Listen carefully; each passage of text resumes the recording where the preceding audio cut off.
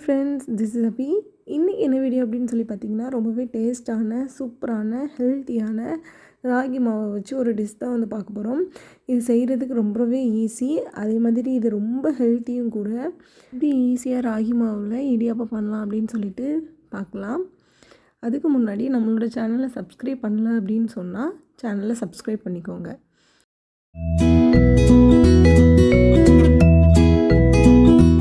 இப்போ ஒரு பவுலில் கொஞ்சமாக ராகி மாவு எடுத்துக்கலாம். உங்களுக்கு எவ்வளோ தேவையோ அதளவுக்கு எடுத்துக்கோங்க.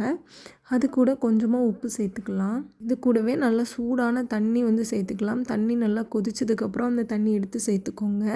நல்லா சூடான தண்ணி ஊற்றி பிசைஞ்சால் மட்டும்தான் நமக்கு நல்லா சாஃப்டான இடியாப்பம் வந்து கிடைக்கும்.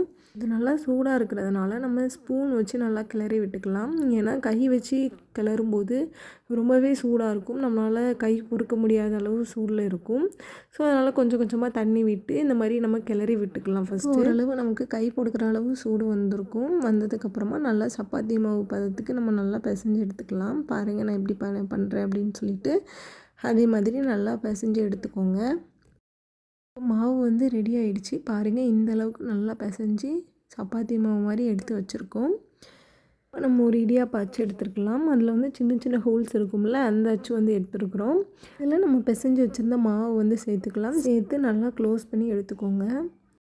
இப்போ ஒரு இட்லி தட்டில் எண்ணெய் தடவி எடுத்துக்கலாம். நீங்கள் இட்லி பாத்திரத்தில் இட்லி துணி யூஸ் பண்ணிங்கன்னா அது கூட யூஸ் பண்ணிக்கலாம். நான் வந்து எண்ணெய் தடவி எடுத்துருக்குறேன். இப்போ இந்த தட்டில் இடியாப்பம் வந்து பிழிஞ்சு எடுத்துக்கலாம். பாருங்கள் எப்படி அழகாக பிழியும் போதே வருது அப்படின்னு சொல்லிட்டு. இது மாதிரி எல்லாத்தையுமே வந்து நம்ம பிழிஞ்சு எடுத்துக்கிட்டோம். இனி ஒரு இட்லி பாத்திரத்தில் கொஞ்சமாக தண்ணி விட்டு அடுப்பில் வச்சுட்டு நம்ம பிழிஞ்சு வச்சுருந்த இடியாப்ப தட்டை வந்து உள்ளே ப்ளேஸ் பண்ணிக்கலாம். ப்ளேஸ் பண்ணி மூடி போட்டு மூடிக்கலாம். இது ஒரு 20 மினிட்ஸ்க்கு வந்து குக் ஆகட்டும், நல்லா வெந்து வரட்டும். இப்போ இது வந்து நல்லா வெந்துடுச்சு. பாருங்கள், பார்க்கும்போதே தெரியுதுல்ல, நல்லா வெந்துடுச்சு. இப்போ இதை வந்து நம்ம ஒரு பாத்திரத்துக்கு வந்து மாற்றிக்கலாம்.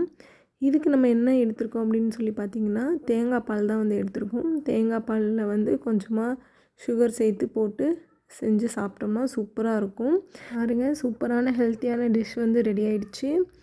உங்களுக்கு இந்த வீடியோ பிடிச்சிருந்துச்சு அப்படின்னு சொன்னால் இது மாதிரி வேறு என்ன ரெசிபிஸ் பண்ணலாம் அப்படின்னு சொல்லிட்டு கமெண்ட் பண்ணுங்கள். தேங்க்யூ.